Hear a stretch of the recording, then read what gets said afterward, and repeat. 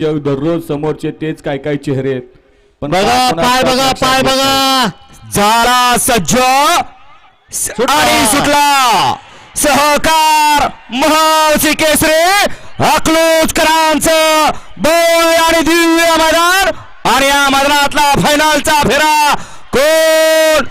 एक नंबरचा मान पटकावणार सुंदर अशी लढत चालवली शेवटच्या क्षणाला परत एकदा बाजी मारली